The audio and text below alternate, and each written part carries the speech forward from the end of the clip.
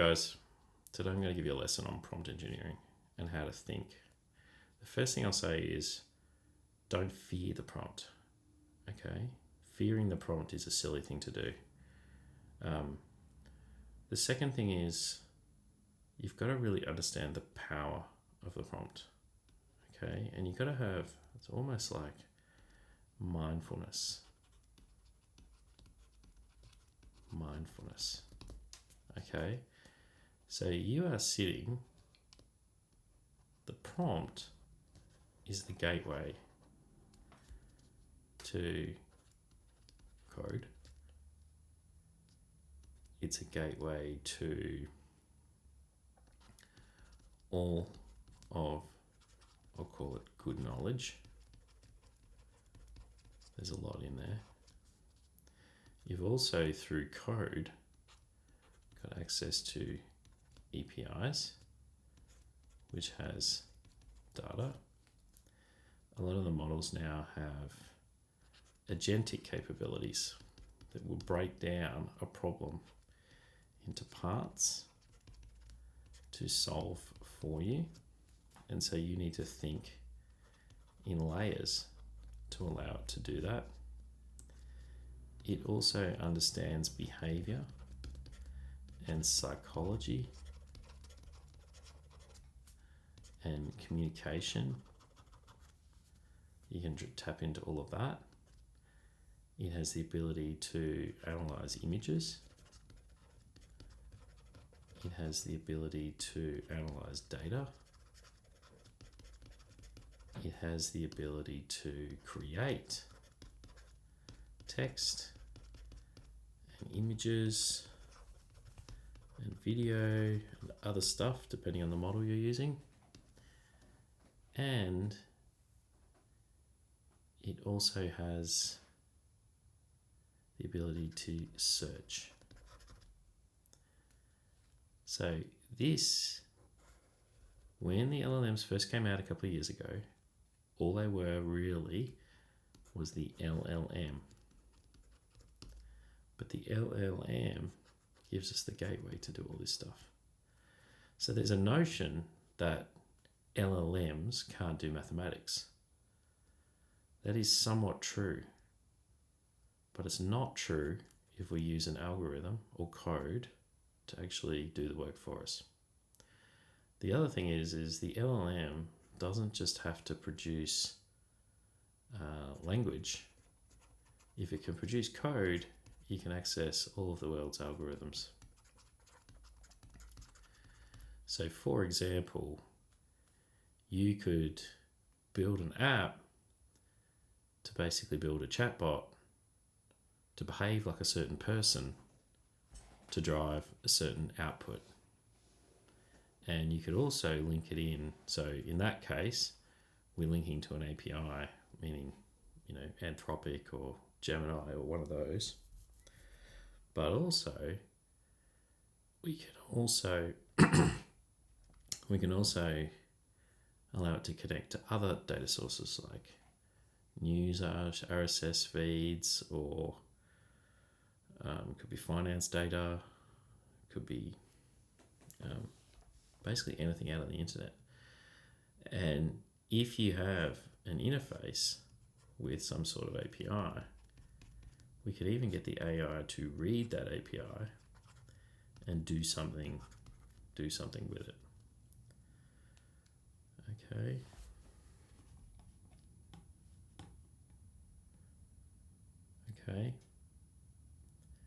So then, what we essentially have is we're sitting here,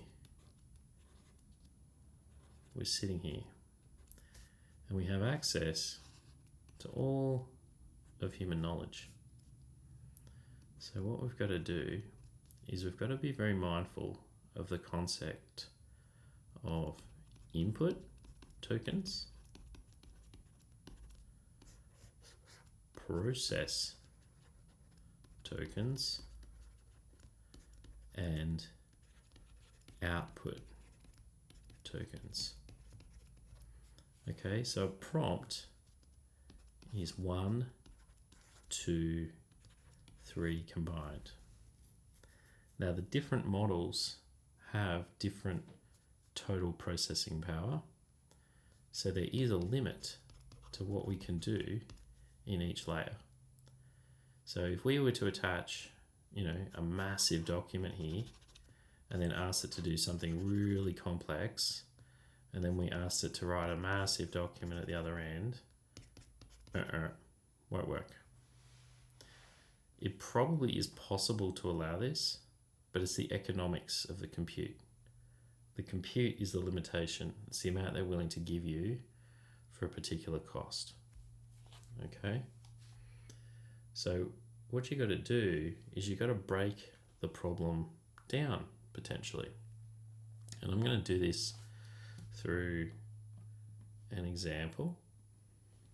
Let me just rub this out. So I'm going to do this through an example. So let's say you're a politician,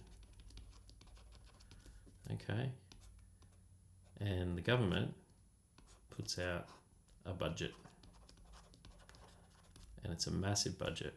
It's 270 pages, okay? But you've got to write a speech for tomorrow. You've also got to do some stuff for the media.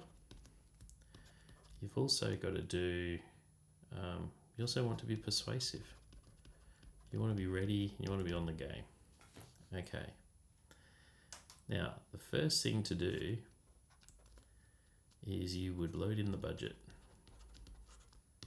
But as we know from before, that's a big document. So we probably don't want it to do a lot. So we might just want to load it and say, read it. Okay. And it'll read it and it'll come back with some kind of summary. Okay, but the summary on its own is probably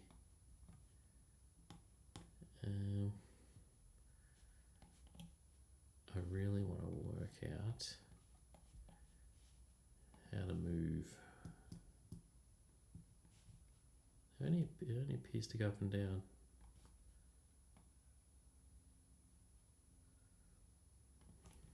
Let's do it that way. There we go.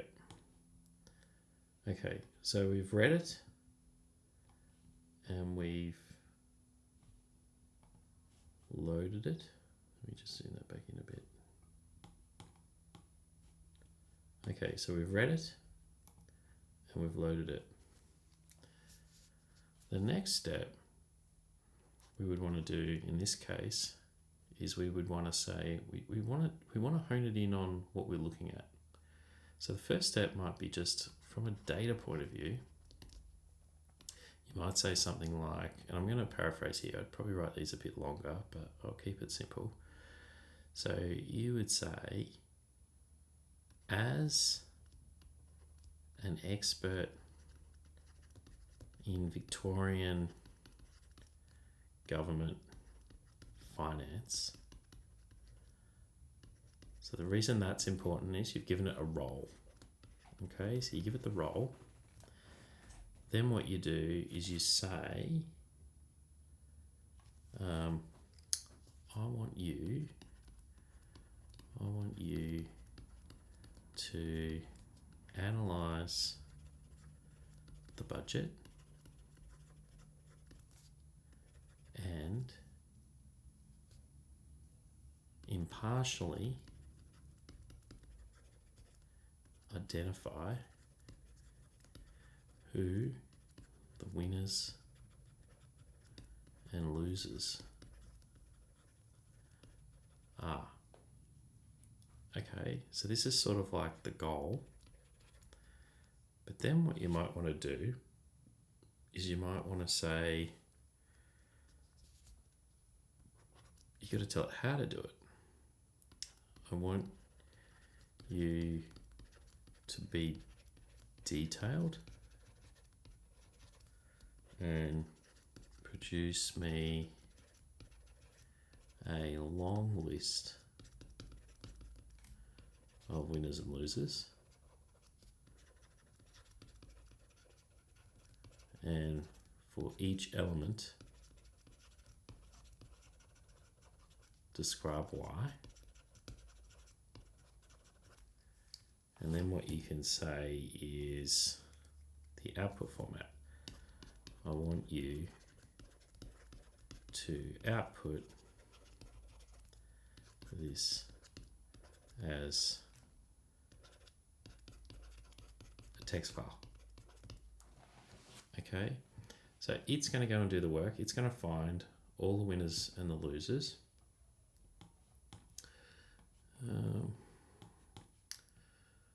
Still don't know how to go left to right. There we go. Okay, so now it's going to create you. Now it's going to create you this text file with your winners and losers. And a pro tip is, if you ask it in HTML, it'll actually format it for you too. Okay, so now you've got your winners and losers. Now you change the persona. This first one was really the winners and losers from a finance analysis point of view. So it was analysing it as a finance expert. Now you want to look at the data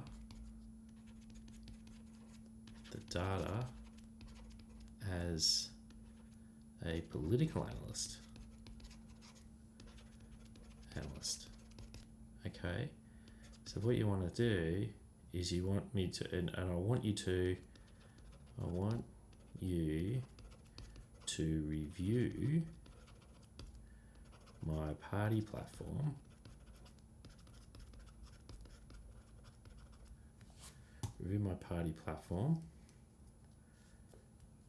and make some arguments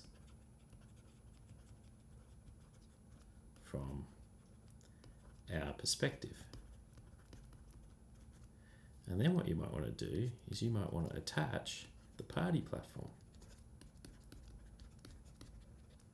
Okay, so now the agent's going to read the party platform.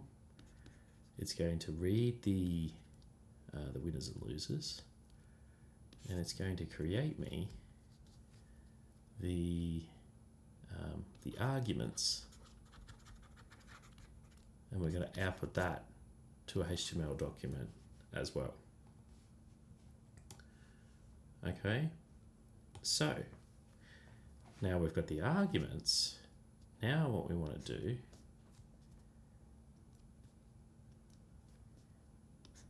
now, in politics, you want to be persuasive. Okay, so in the old world, they would typically make these arguments.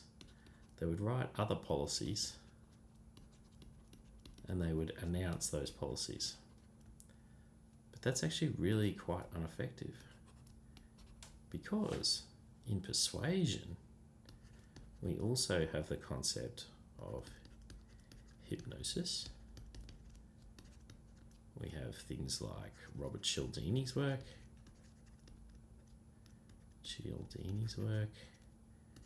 And we have other persuasive techniques. But the AI has read all of that. So what we can do is we could instruct the AI to say, taking the political arguments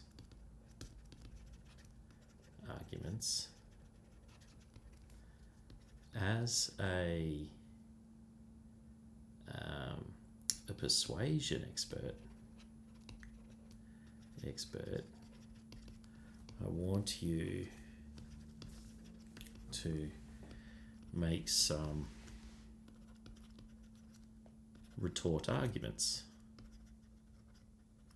right? And what you might do is you might say, and I want 200 arguments, and I want them categorized. Okay, so now,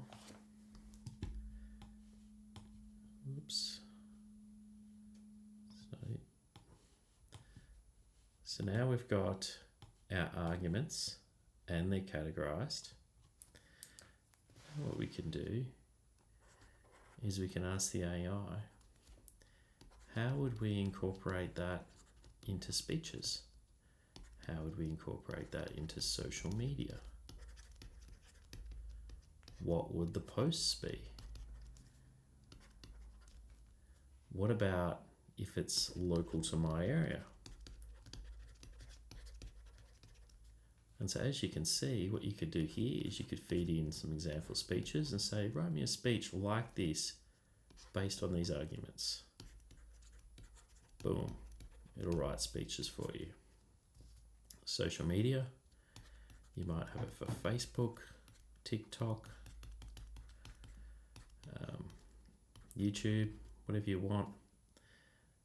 Again, you can reference it to some of your content, and you could also put some stories in there as well, some local stories or people or examples, and then get it to frame it through the arguments to come up with copy content. Now the crazy thing is each of the steps from 270 pages of content to the arguments, to the winners and losers, to the arguments, to the content. If you did that all manually, that might take you 20 minutes. But what you could also do is you could also build a machine to do this at scale. And this is where things get really, really interesting. So in the old system, a budget was put out. Some humans read it. The media talked about it. The opposition responded. And then everyone forgot about it. In this new world, the government could put out a budget. You could analyze it in minutes and put it onto and hit social media with it.